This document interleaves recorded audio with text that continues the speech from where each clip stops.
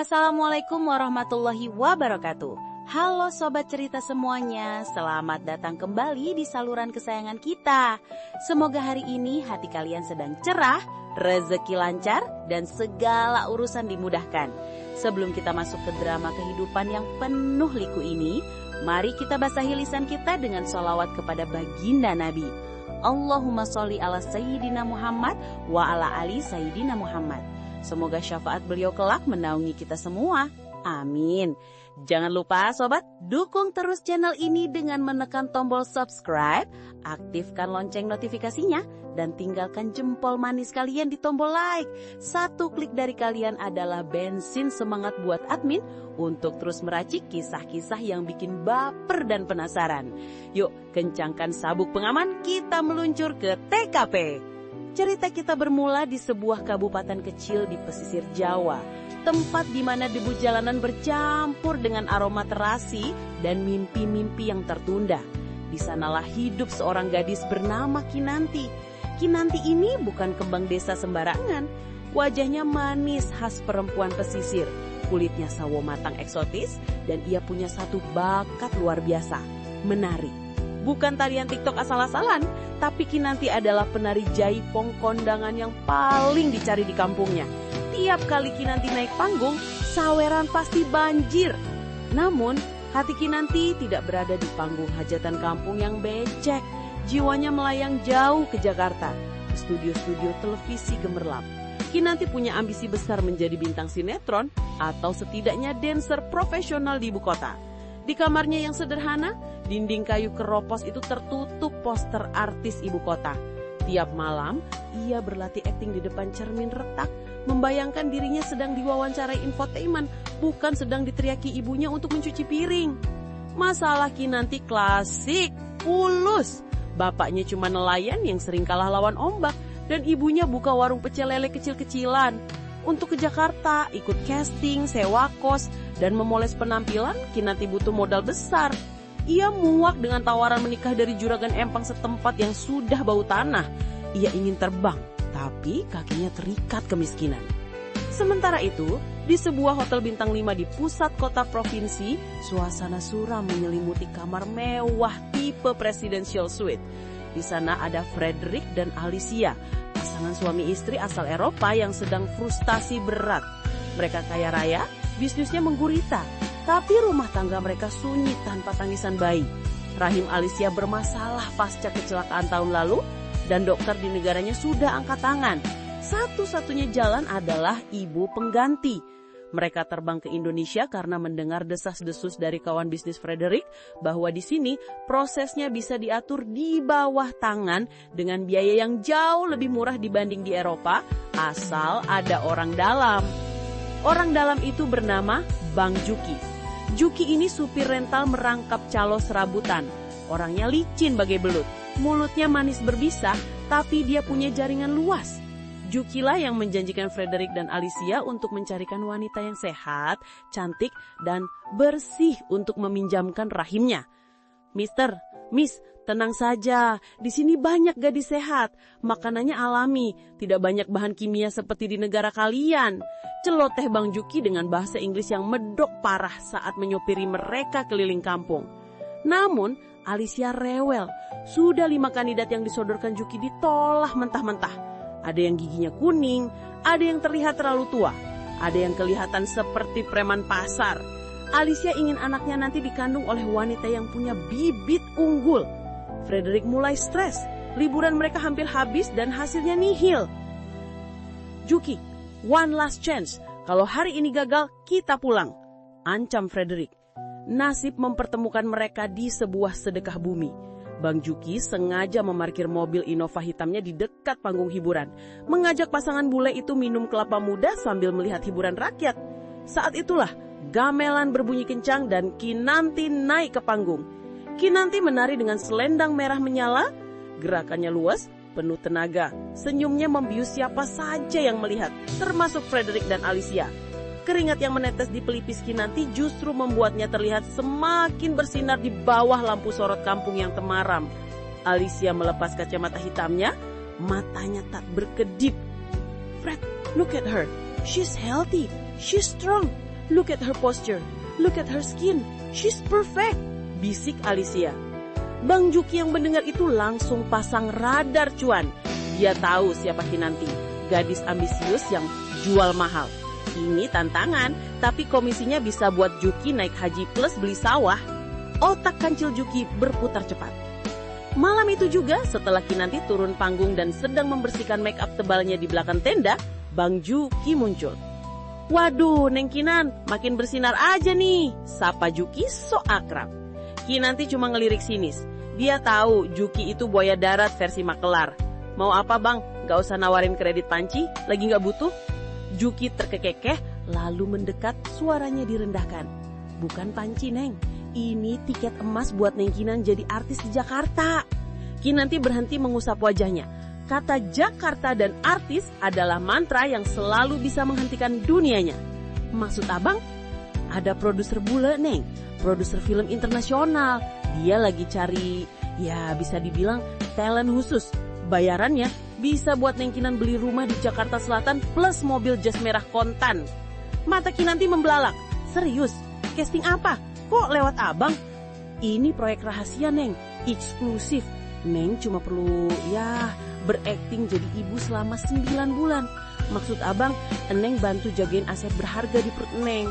Abis itu, Neng bebas, uang cair langsung cus jadi artis. Godaan Juki masuk merasuk dalam ambisi Kinanti. Ia menatap pantulan dirinya di cermin retak itu. Apakah ini harga sebuah mimpi, menjual rahimnya demi tiket keluar dari kemiskinan? Bayangan menjadi artis terkenal, berdiri di atas panggung megah, jauh dari bau amis laut desanya, menari-nari di pelupuk matanya.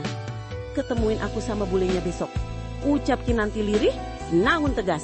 Juki senyum lebar, deretan gigi kuningnya terlihat. Ikan sudah memakan umpan. Pertemuan rahasia itu akhirnya terjadi di sebuah lounge hotel bintang 5 yang dinginnya bikin Kinanti menggigil. Atau mungkin dia menggigil karena gugup. Di hadapannya duduk Frederick dan Alicia yang menatapnya seperti menatap barang antik di etalase mahal. Bang Juki dengan gaya sok perlente pakai batik yang agak kegedean menjadi penerjemah dadakan. Di atas meja, sebuah amplop tebal diletakkan. Itu baru uang muka, kata Juki.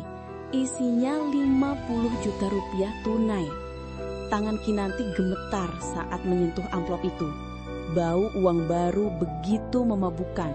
Frederick menjelaskan lewat Juki bahwa Kinanti harus tinggal di tempat yang mereka sediakan, makan makanan bergizi, minum vitamin impor, dan rutin cek ke dokter pilihan mereka. Syarat mutlaknya tidak boleh stres dan tidak boleh ada yang tahu, terutama keluarga Kinanti. Bilang saja Neng Kinan dapat kontrak eksklusif dik, bisik Juki mengedipkan mata. Dan dimulailah sandiwara besar itu. Kinanti pulang ke rumah dengan wajah sumringah yang dipaksakan. Di depan bapak dan ibunya, dia berbohong dengan lancar, seolah sudah latihan bertahun-tahun. Pak, Bu, Kinan lolos seleksi, serunya sambil memeluk ibunya. Kinan kepilih jadi duta wisata provinsi, tapi harus ikut karantina tertutup selama setahun di Bandung. Gak boleh pulang, HP juga dijatah pegangnya biar fokus. Bapaknya yang lugu cuma bisa melongo. Sementara ibunya menangis haru. Ya Allah, Du, akhirnya mimpi kamu kecapak. Bapak sama ibu pasti doain dari sini. Hati-hati di tanah orang ya, Du. Hati Kinanti mencelos mendengar doa tulus itu.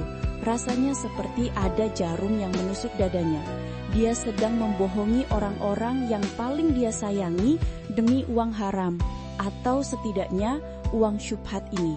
Untuk melancarkan aksinya, Kinanti tidak bisa sendirian. Dia butuh sekutu. Pilihan jatuh pada Yayen, sahabat kentalnya dari kecil yang agak lomot tapi setianya setengah mati. Yayen awalnya syok berat saat Kinanti menceritakan rencana gila itu di pos ronda sepi. Hah? Hamilin anak bule? Tapi kan kamu belum kawin, Nan. Nanti kalau tetangga tahu gimana? Bisa diarak keliling kampung kita. Pekik Yayen histeris. Kinanti membekap mulut Yayen. Jangan kenceng-kenceng Maimunah. Makanya kita pindah. Kamu ikut aku, nemenin aku di sana. Kita bilang ke orang kampung kamu jadi asisten pribadi aku selama karantina. Kamu juga bakal dapat cipratan duitnya, Yen. mau nggak lo ganti motor butut lo itu sama NMAX baru? Mendengar kata NMAX baru, iman Yayan goyah. Akhirnya, dengan perbekalan seadanya, dua sahabat itu diangkut oleh Bang Juki menuju sebuah villa tersembunyi di daerah pegunungan yang sejuk, jauh dari mata-mata tetangga yang nyinyir. Proses medis pun dilakukan di sebuah klinik fertilitas swasta yang sangat tertutup. Dr. Sasmita, dokter kandungan yang gayanya kaku dan minim senyum, melakukan prosedur inseminasi buatan. Kinanti merasa asing dengan tubuhnya sendiri. Dia merasa seperti inkubator berjalan, bukan manusia. Tapi setiap kali keraguan muncul, dia membuka aplikasi mobile banking dan melihat saldo rekeningnya yang gendut. Angka-angka itu adalah obat penenang paling ampuh. Bulan berganti bulan, perut Kinanti mulai membuncit. Ngidam pun datang silih berganti. Dan yang repot tentu saja Yayan dan Bang Juki. Kinanti minta mangga muda jam 2 pagi. Minta sate kelinci lah, sampai minta didengarkan lagu dangdut koplo volume maksimal. Frederick dan Alicia sesekali datang berkunjung, membawakan hadiah-hadiah mahal, meraba perut Kinanti dengan takjub dan berbicara pada janin itu dalam bahasa asing yang tidak Kinanti mengerti. Saat itu Kinanti merasa hidupnya sempurna. Dia makan enak, tidur di kasur empuk, dan masa depannya terjamin. Dia merasa telah menipu nasib buruk. Namun, di bulan ke-6, mendung hitam mulai berarak datang tanpa permisi. Siang itu adalah jadwal cek rutin USG 4 dimensi. Frederick dan Alicia datang dengan wajah berseri-seri, membawa kamera untuk merekam momen bahagia melihat wajah calon bayi mereka. Kinanti berbaring di ranjang pemeriksa. Gel dingin dioleskan di perut yang sudah besar. Dokter Sasmita menggerakkan alat sensor di atas perut Kinanti, matanya terpaku pada layar monitor. Hening. Biasanya dokter Sasmita akan menjelaskan, ini tangannya, ini kakinya, tapi kali ini dia diam terlalu lama. Keningnya berkerut dalam, suara detak jantung bayi terdengar memenuhi ruangan. Duk, duk, duk, tapi atmosfer berubah mencekam. Ada apa dok? Tanya Alicia dalam bahasa Inggris, naluri keibuannya menangkap sinyal bahaya. Dokter Sasmita menghela nafas panjang, lalu memutar kursi menghadap pasangan bule itu. Wajahnya serius. Mr. Frederick, Mrs. Alicia, saya melihat ada indikasi yang kurang baik pada perkembangan janin. Down syndrome. Saya belum bisa memastikan 100% tanpa tes lanjutan, tapi tanda-tandanya cukup jelas. Ruangan itu seolah meledak tanpa suara.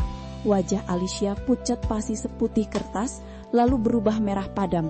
Frederick langsung berdiri menatap layar monitor dengan tatapan horor, seolah melihat monster, bukan calon anaknya.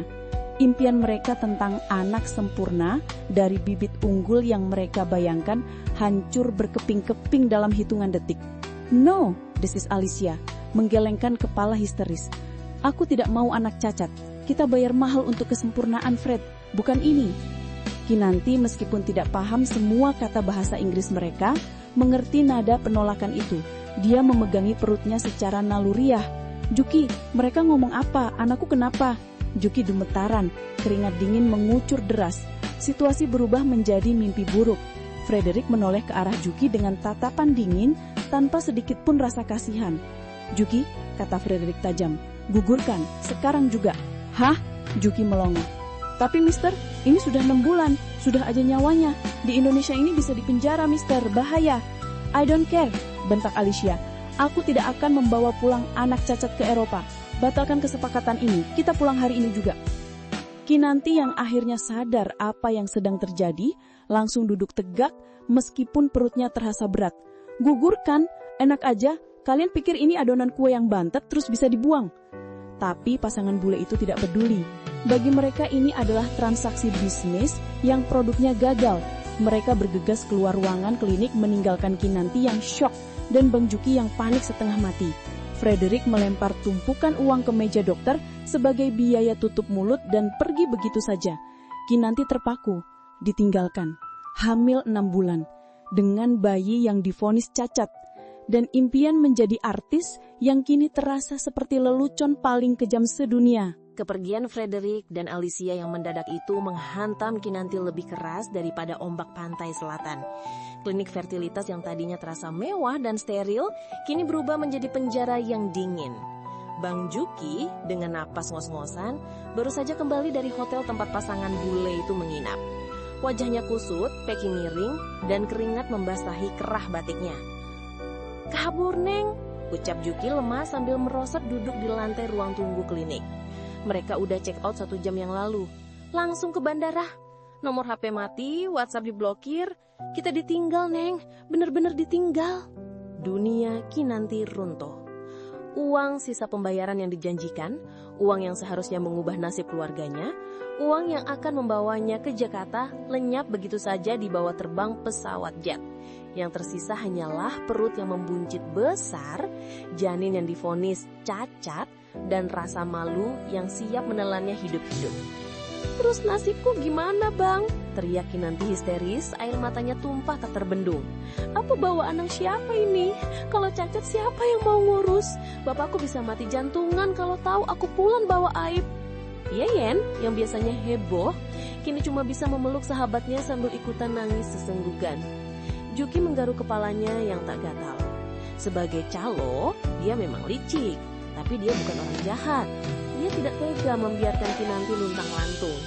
Akhirnya, dengan sisa uang muka yang masih ada, Juki memutuskan untuk menyewa rumah kontrakan kecil di pinggiran kota yang jauh dari desa mereka. "Kita sembunyi dulu di sini sampai lahiran," kata Juki pasrah. "Nanti kalau bayinya lahir, kita pikirin lagi. Mau dikasih ke panti asuhan kek, mau ditaruh di depan masjid kek, urusan nanti. Yang penting Neng Kinan sehat dulu." Hari-hari di kontrakan itu terasa seperti neraka. Kinanti yang dulu ceria dan rajin bersolek, kini berubah murung. Dia sering melamun di jendela, mengelus perutnya dengan perasaan campur aduk. Benci tapi sayang. Benci karena bayi ini adalah sumber kehancurannya. Tapi sayang, karena bagaimanapun juga ada nyawa yang bergerak-gerak lincah di dalam sana. Yeyen dengan setia merawat Kinanti, memasakkan sayur bening, dan memijat kaki Kinanti yang bengkak. Meski mulutnya tak berhenti-berhentinya mengeluh soal nasib mereka yang apes. Hingga akhirnya malam yang menentukan itu tiba. Hujan deras mengguyur atap seng kontrakan, menyamarkan teriakan kesakitan Kinanti. Kontraksi datang lebih cepat dari perkiraan. Juki panik bukan main. Dia menyalakan mobil Innovanya dan mengebut membelah banjir menuju rumah sakit umum daerah. Tidak ada lagi klinik VIP mewah, yang ada hanya bangsal kelas 3 yang penuh sesak. "Tarik napas, Neng. Terus, dikit lagi," teriak bidan yang membantu persalinan. Kinanti mencengkram tangan Yeyen sampai biru. Rasa sakitnya luar biasa, seolah seluruh pulang pinggulnya remuk. Dalam setiap tarikan napas, Kinanti berdoa, entah memohon keselamatan atau memohon keajaiban agar mimpi buruk ini segera berakhir. Dan kemudian, suara itu terdengar. "Uik, uik, uik." Tangisan bayi yang lantang memecah keheningan ruang bersalin. Kinanti terkulai lemas, napasnya memburu. Dia memalingkan wajah, takut melihat wujud bayi yang katanya cacat itu. Dia takut rasa jijik akan muncul. Dia takut tidak bisa mencintainya. "Subhanallah," gumam bidan, suaranya terdengar takjub. "Neng, coba lihat anaknya, ganteng banget." Perlahan, dengan ragu-ragu, Kinanti menoleh. Di tangan bidan ada sesosok bayi laki-laki yang masih merah, berlumuran darah, tapi terlihat begitu bersih. Kulitnya putih bersih, hidungnya mancung, rambutnya pirang tipis. Bidan membersihkannya dengan cekatan. "Dok," suara Juki terdengar gemetar dari balik tirai. "Itu kakinya lengkap, tangannya, mukanya." Dokter anak yang memeriksa mengangguk heran. "Lengkap, Pak. Sehat walafiat. Jantungnya bagus, paru-parunya kuat. Siapa bilang ini bayi ada kelainan? Ini bayi sempurna. Malah bibit unggul ini mah." Kinanti tertegun. Vonis Dokter Sasmita di klinik mahal itu salah. Atau mungkin Tuhan sedang mempermainkan mereka dengan lelucon paling ironis. Frederick dan Alicia membuang anak ini karena takut cacat. Padahal dia lahir sempurna tanpa kurang satu apapun. Saat bayi itu diletakkan di dada Kinanti untuk inisiasi menyusui dini, sebuah perasaan aneh menjalar di dada Kinanti. Hangat, menenangkan. Saat mata bayi bule itu membuka sedikit dan melihatnya, seolah ada ikatan batin yang langsung terjalin kuat. Bayi itu tidak berdosa, dia hanyalah korban keegoisan orang-orang dewasa. "Namanya siapa, Neng?" Tanya Yeyen sambil menyeka ingusnya yang melerer karena terharu. Kinanti menatap wajah mungil itu, wajah yang asing, wajah bule, tapi kini menjadi miliknya sepenuhnya. Elvano, bisik Kinanti. Namanya Elvano, karena dia datang kayak badai, tapi membawa terang. Masalah baru muncul seminggu kemudian. Uang mereka habis. Juki sudah tidak punya modal lagi untuk menyewa kontrakan. Mereka harus pulang. Tapi bagaimana caranya Kinanti pulang ke kampung nelayan bawa bayi bule? Kita nggak punya pilihan, Neng, kata Juki tegas sambil kita pulang. Kita hadapin. Bilang aja ini anak teman Neng Kinan yang meninggal di Jakarta. Terus Neng adopsi. Atau bilang apa kek, orang kampung mah gampang dibohongin. Perjalanan pulang ke kampung terasa jauh lebih menakutkan daripada saat berangkat. Di dalam mobil, Kinanti menggandong Elvano yang tertidur pulas. Dia menatap jalanan desa yang mulai terlihat, nyiur melambai dan gapura kampung yang catnya sudah mengelupas. Jantungnya berdegup kencang. Dia pergi sebagai kembang desa yang berjanji akan jadi artis, dan kini dia pulang sebagai ibu muda dengan bayi tanpa ayah yang wajahnya jelas-jelas bukan orang Indonesia. Mobil berhenti di depan rumah orang tua Kinanti. Bapak dan ibunya berhamburan keluar menyambut anak gadis mereka yang dikira pulang dari karantina model. Ya Allah, Duh, kangen banget ibu, seru ibunya sambil memeluk Kinanti. Tapi pelukan itu terlepas saat mata ibunya menangkap buntalan kain di gendongan Kinanti. Loh, itu bayi siapa, Dok? Suasana hening seketika. Tetangga mulai mengintip dari balik pagar. Juki menahan napas. Yeyen pura-pura sibuk menurunkan barang. Kinanti menarik napas panjang menyiapkan dusta kedua terbesar dalam hidupnya. Ini anak teman Kinan, Bu. Suaranya bergetar. Ibunya meninggal pas lahiran di Jakarta. Kinan gak tega ninggalin dia di panti asuhan. Ibunya mendekat, menyingkap kain bedong itu. Dan saat melihat wajah Elvano yang putih pucat dengan mata biru, ibunya terlonjak kaget. Ya la ilaha illallah, bule Pak, ini bayi londo. Berita itu menyebar lebih cepat dari api membakar ilalang kering. Dalam hitungan jam, seluruh desa tahu, Kinanti si kembar desa pulang membawa bayi bule. Waktu berlalu seperti pasir yang ditiup angin pantai. 1 tahun, 2 tahun, hingga 4 tahun berlalu. Kebohongan Kinanti tentang anak teman yang diadopsi perlahan berubah menjadi kebenaran yang diterima oleh warga desa. Elvano tumbuh menjadi bocah laki-laki yang luar biasa tampan. Rambut pirangnya yang mencolok, kulitnya yang seputih susu, dan mata birunya menjadi magnet bagi siapa saja. Di kampung nelayan yang mayoritas berkulit sawo matang legam terbakar matahari, Elvano adalah selebriti kecil. Awalnya gunjingan tetangga memang pedas, anak haram, anak bule nyasar, Kinanti simpanan om-om. Tapi kepolosan dan kecerdasan Elvano meluluhkan hati batu sekalipun. Bocah itu fasih berbahasa Jawa kromo inggil karena dididik keras oleh orang tua Kinanti. Pemandangan Elvano yang bule totok sedang makan nasi pecel pincuk sambil ngomong, "Mbah, nyuwun kerupuk," adalah hiburan tersendiri yang bikin gemas satu kampung. Kinanti, mimpinya menjadi artis ibu kota sudah ia lipat rapi dan disimpan di laci paling bawah. Dunianya sekarang adalah Elvano.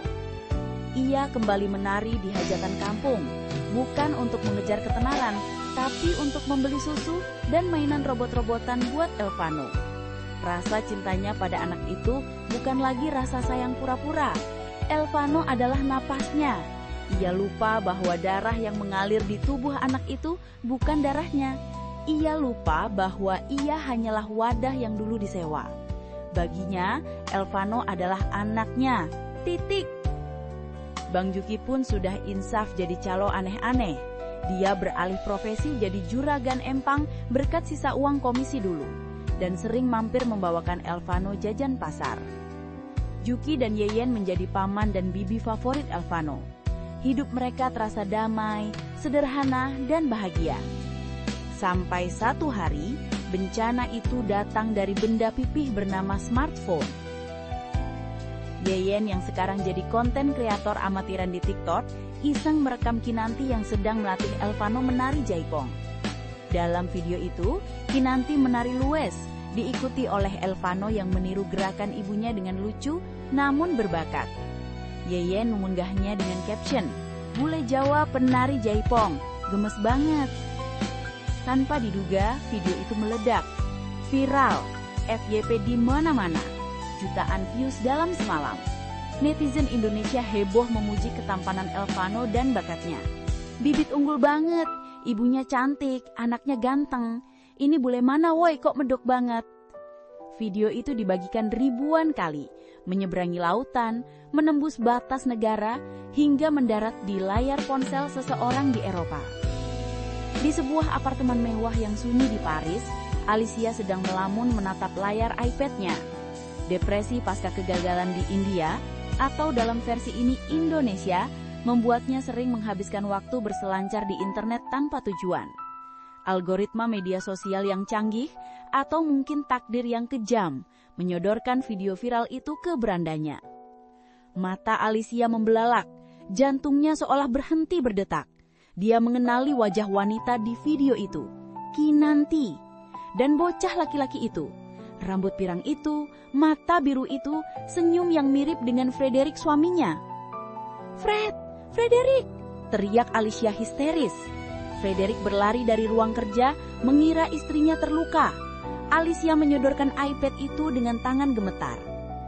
"Lihat, itu anak kita. Dia hidup. Dia tidak cacat, Fred. Dia sempurna." Frederick terpaku. Wajah bocah di layar itu adalah cerminan dirinya saat kecil. Rasa syok bercampur dengan rasa bersalah dan harapan yang tiba-tiba membuncah. Ternyata dokter di klinik kumuh itu salah diagnosis. Anak mereka lahir sehat, tumbuh tampan, dan berbakat.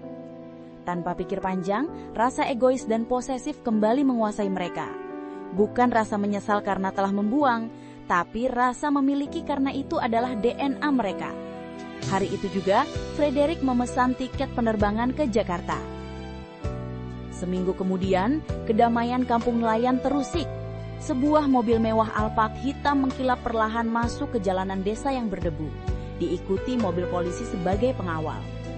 Warga desa berkumpul, bertanya-tanya siapa pejabat yang datang. Mobil berhenti tepat di depan rumah kayu Kinanti.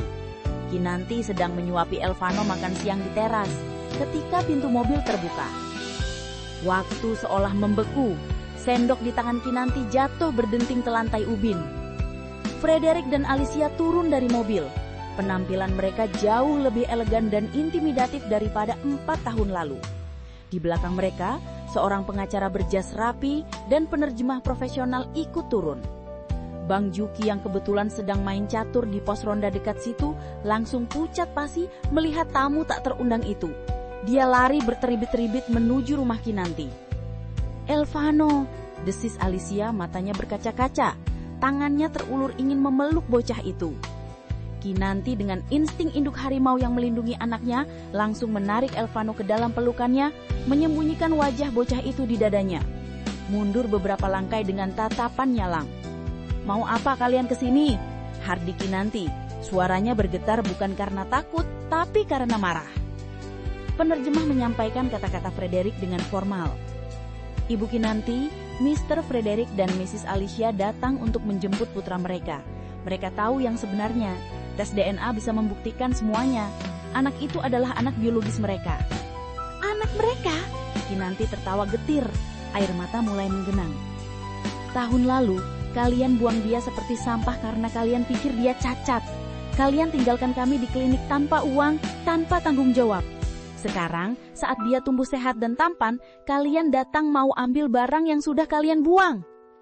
"Kami salah paham waktu itu," sela Frederick, mencoba diplomatis tapi nadanya tetap arogan. "Dokter memberikan info yang salah, tapi secara hukum dia adalah darah daging kami. Genetikanya milik kami. Kami akan membayarmu Kinanti, sebutkan harganya.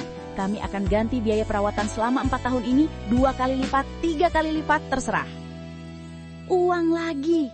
Kinanti menggeleng tak percaya. "Kalian pikir Elvano ini barang dagangan? Dia punya hati, dia panggil aku ibu. Dia nggak kenal kalian." Elvano yang ketakutan mulai menangis kencang, memeluk leher Kinanti erat-erat, membuat hati Alicia hancur, namun sekaligus memicu rasa irinya. "Dia anakku!" teriak Alicia, kehilangan kendali, mencoba maju merebut Elvano. "Langkahi dulu bedatku," Bapak Kinanti keluar membawa parang berkarat, diikuti warga kampung yang mulai emosi melihat Kinanti diganggu orang asing. Suasana memanas, polisi pengawal mencoba menenangkan massa.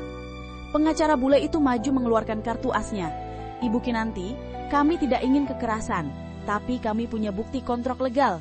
Suragasi memang abu-abu di sini, tapi penculikan anak atau penggelapan asal-usul anak adalah tindak pidana. Jika ibu tidak menyerahkan Elvano baik-baik, kami akan bawa kasus ini ke pengadilan internasional. Ibu bisa dipenjara dan Elvano tetap akan diambil paksa. Kinanti terpojok. Hukum manusia mungkin berpihak pada mereka yang punya uang dan DNA, tapi hukum cinta berkata lain. Dia mendekap Elvano semakin erat, mencium ubun-ubun anak itu yang berbau hari. Dia tahu perlawanan fisik akan sia-sia melawan uang dan kekuasaan mereka. Tapi menyerahkan Elvano itu sama saja membunuh jiwanya sendiri. Bang Juki menyelinap masuk ke tengah kerumunan, berbisik pada Kinanti dengan suara parau. Neng, jangan lawan pakai otot. Kita kalah duit, kalah backingan. Kita harus cari cara lain. Tapi Kinanti tidak mendengar. Matanya menatap tajam ke arah Alicia. Tatapan seorang ibu yang siap membakar dunia demi anaknya. Pertarungan sesungguhnya baru saja dimulai, bukan di meja hijau, tapi di meja hati nurani. Ketegangan di halaman rumah panggung itu memuncak. Udara terasa panas bukan karena matahari, tapi karena amarah yang membara di dada setiap orang. Polisi dan aparat desa akhirnya turun tangan, menggiring kedua belah pihak ke balai desa untuk mediasi agar tidak terjadi amuk massa. Di ruang rapat yang pengap itu, Frederick dan Alicia duduk berseberangan dengan Kinanti yang tak melepaskan pelukannya pada Elvano.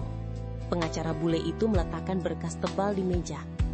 Secara hukum internasional, kata pengacara itu dengan nada dingin, klien saya memiliki hak asuh penuh. Tes DNA akan membuktikan 99,9% kecocokan. Jika Ibu Kinanti bersikeras menahan anak ini, kami akan menuntut Ibu atas tuduhan penculikan anak di bawah umur dengan ancaman penjara 15 tahun. Ancaman itu membuat nyali keluarga Kinanti ciut, tapi tidak dengan Kinanti.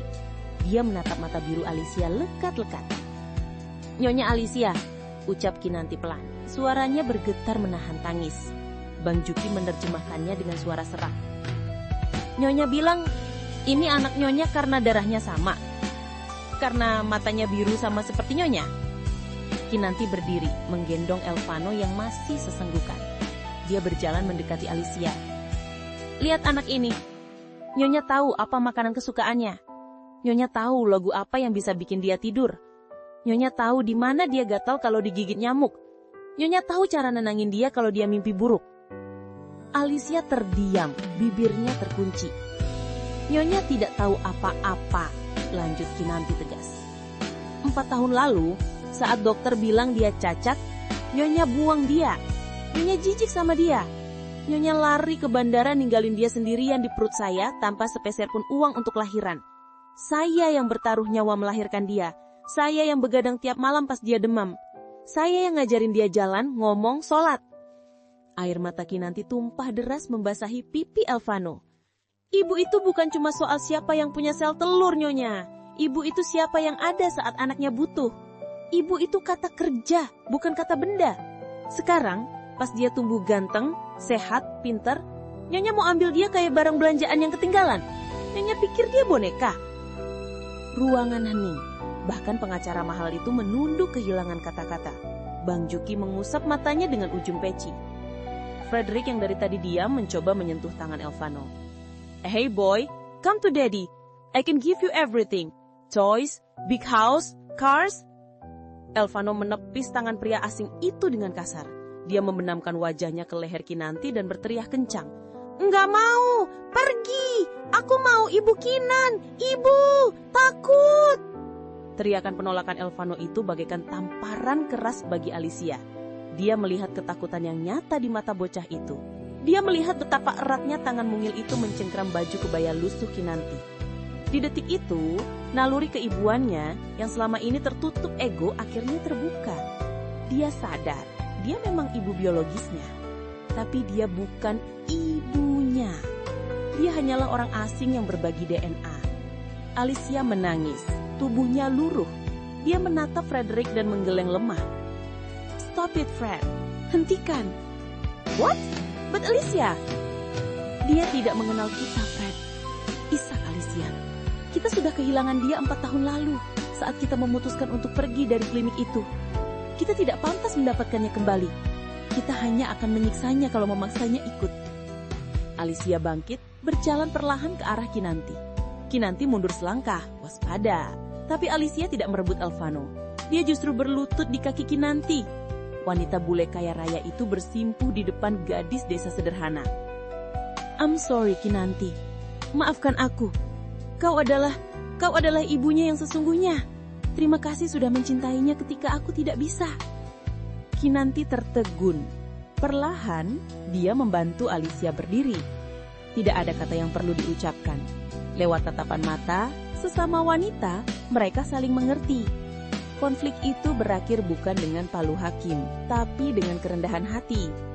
Frederick dan Alicia akhirnya menunggu mundur. Sebelum pulang ke Eropa, mereka menyerahkan sebuah rekening tabungan atas nama Elvano. Jumlahnya fantastis. Cukup untuk biaya pendidikan Elvano sampai kuliah di luar negeri dan modal usaha untuk Kinanti. Kali ini Kinanti menerimanya, bukan sebagai bayaran sewa rahim, tapi sebagai hadiah dari om dan tante jauh untuk masa depan Elvano. Hari perpisahan itu tiba.